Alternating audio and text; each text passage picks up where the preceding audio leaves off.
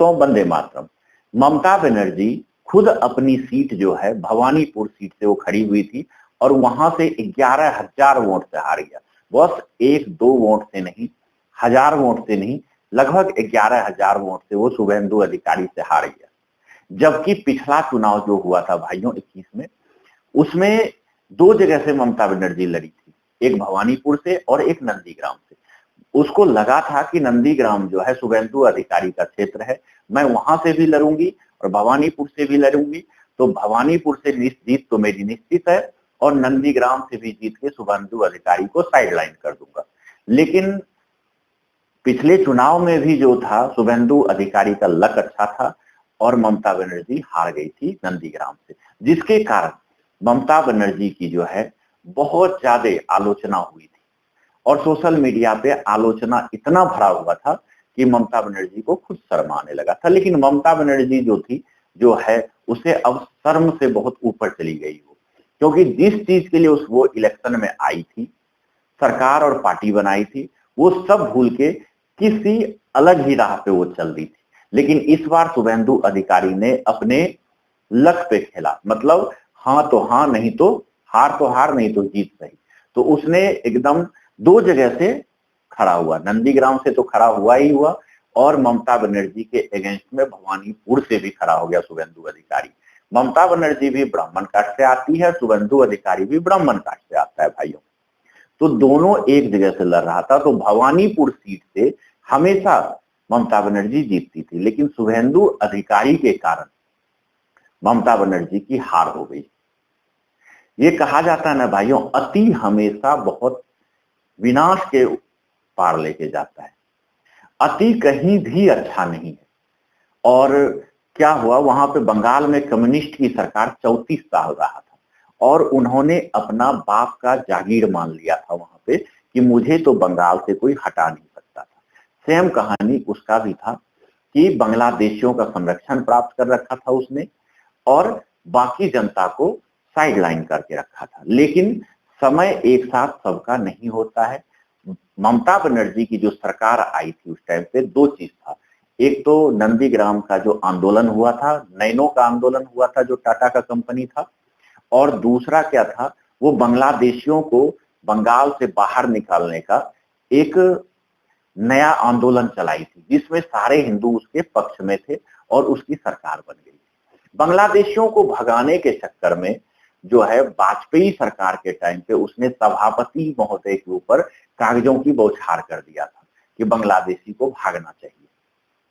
लेकिन भाइयों धीरे धीरे वक्त बदलता गया और ममता बनर्जी जो है कम्युनिस्ट सरकार को भी एक कदम पीछे छोड़ते हुए खुद बांग्लादेशियों की होके रह गई। यहां तक कि इसने इतना कर दिया कि वहां की जनता जो है, चाहे हिंदू हो, क्रिश्चियन हो, बौद्ध हो, चाहे कोई भी हो, सब इनसे अब उब गया था।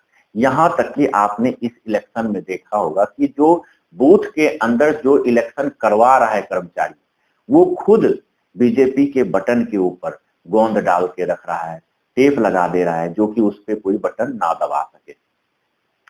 ममता बनर्जी का धमकी तो आपने सुना ही होगा भाई। उनका जितना भी एमएलए था बूथ के स्तर में, यहां तक कि ये होता था कि बांग्लादेशी को बुला के, जो गांव में छोटा छोटा गांव था, उसको धमका के उसको वोट डालने के लिए नहीं जाने दिया जाता था और उसके बदले वो खुद वोट डालने जाता था और आधार कार्ड सभी का रातों रात कलेक्शन कर लिया जाता था और सारे बांग्लादेशी वोट देके आ जाते थे।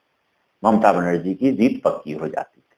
अभी देखा आपने उसका जो भतीजा था अभिषेक बनर्जी, उसने क्या बोला था, पुलिस को भी धमकी दिया था, कर्मचारी को भी धमकी दिया था और अमित शाह को भी धमकी दिया था कि 4 मई के बाद बंगाल की धरती पे कोई जो है पैर नहीं रख पाएगा और जो यहाँ का पुलिस और कर्मचारी है उसकी वो हालत होगी कि वो देखने लायक होगा।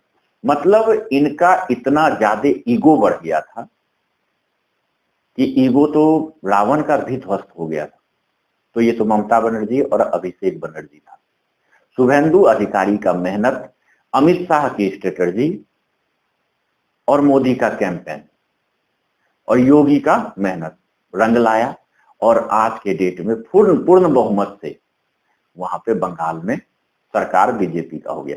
मेन फैक्टर ये नहीं है कि वहां बीजेपी का सरकार हुआ, बीजेपी भी क्या करती है, हिंदुओं को एक करके लड़ता है, जब जीत जाता है तो फिर वही काम वो बीजेपी भी करने लगता है। सेम जैसे इलेक्शन से पहले जो है उसने बोला था बीजेपी ने कि हम ओबीसी के अंदर जो है आरक्षण बंगाल में मुस्लिम को नहीं होने देंगे, जो ममता बनर्जी ने देखा था। लेकिन वहीं गुजरात, मध्य प्रदेश, महाराष्ट्र, जहां जहां बीजेपी का सरकार है वहां वहां बीजेपी ने, दूसरे किसी पार्टी ने नहीं, ओबीसी और एससी एसटी में 70 से 80 जातियों के मुस्लिम को घुसा रखा है। कोई प्रॉब्लम नहीं है, किसी को भी कहीं भी डाले, किसी को अगर जरूरत है आरक्षण का तो उसे मिलना चाहिए। लेकिन एक तरफ से आप दूसरे को वहां पे डालते हो और जहां पे आपकी सरकार नहीं है वहां पे प्रचार करते हो कि हिंदुओं के साथ ऐसा क्यों हो रहा है और हम मुस्लिम को वोट मतलब आरक्षण नहीं देंगे। ऐसा नहीं होना चाहिए। झूठ की खेती हमेशा नहीं टिकती है। जैसे ममता बनर्जी का किला ढहा, तो अगर इसी तरह से चलते रह गया तो जैसे कांग्रेस की सरकार दुनिया कहती थी कभी चेंज नहीं होगा, ममता बनर्जी लेफ्टिस्ट, बंगाल के अंदर 34 साल सरकार, तो उसी तरह अगर यही हालत रही तो कहीं बीजेपी का भी हाल धीरे धीरे धीरे धीरे ना हो जाए। भाइयों, पूरे हिंदू को एक करने में ये चीज फैक्ट है कि बीजेपी का हाथ है, लेकिन जब एक हो गया तो उनको तोड़ने में भी अब धीरे धीरे बीजेपी का ही हाथ होते जा रहा है। कांग्रेस जो मुद्दा उठा रहा है उसको पहले से करके तैयार हो जा रहा है बीजेपी। लेकिन भाइयों, ममता बनर्जी के विरोध में ही वहां पे क्या था बंगाल के अंदर इलेक्शन में कि एक ही चीज वहां पे रेशियो लेके चल रहा था, अगला कौन सा पार्टी है, बीजेपी है चाहे कौन सा पार्टी है, उससे कोई मतलब नहीं, बस ममता बनर्जी को हराना है, सरकार से गिराना है। क्योंकि काफी उसकी दबंगई जो है दिखने को, कलकत्ता शहर आप जब जाओगे तो जहां जहां पूरे हिंदू व्यापारी बैठते थे सामान बेचने के लिए, सब जगह पे बांग्लादेशी, यहाँ तक कि जो बड़े बड़े दुकानें हैं उसके आगे में बांग्लादेशी सब जो है अपना पूरा सामान लगा के रखा है, दुकान के अंदर जाने का रास्ता तक नहीं छोड़ा है और आप उसको कुछ बोल भी नहीं सकते। क्यों? क्योंकि ममता बनर्जी खुद पहुंच जाती थी वहां पे, इतना ज्यादा संरक्षण था।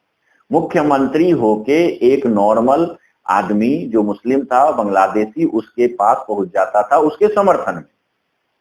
उसके बाद अगर बीच में कोई जय श्री राम, भगवान राम का जो नाम है किसी पार्टी का नारा नहीं है, लेकिन अगर वो आप किसी गांव में चले जाओ, किसी घर में चले जाओ, यहां तक कि आप हरियाणा, राजस्थान, यूपी कुछ एरिया में चले जाओ तो वहां एक दूसरे को विश किया जाता है राम राम बोल के। और हर एक गांव में ऐसा कोई गांव नहीं है जहां रामायण का पाठ नहीं होता है। ये सब होते हुए भी ममता बनर्जी अगर कहीं राम के नाम का पाठ या कहीं जय श्री राम बोलते हुए सुन लेता था तो वहां अपनी गाड़ी रोक के अगले की बेइज्जती करता था। यही नहीं, दुर्गा पूजा के अंदर जो है आपने देखा कि पंडालें बंद करवा दिया बहुत जगह और दुर्गा मां को उर्दू में पूजा पाठ करवा दिया। ये सब इतना ज्यादा होने लगा कि जनता इससे त्रस्त हो गया। आप कितना भी पैसा दे दें अगले को डोनेशन, या कितना भी पैसा गुप्त रूप से दे दें कि आप ये करो भगवान की पाठ पूजा, लेकिन अगर उसमें फेरबदल आप कर देते हैं और मुस्लिम को एंट्री कर देते हैं और उर्दू में सब कुछ करवा देते हैं तो वहां पे क्या होता है, कहीं ना कहीं जनता को, जो हिंदू जनता को झटका लगता है। वही चीज हुआ ममता बनर्जी के, जो कि वो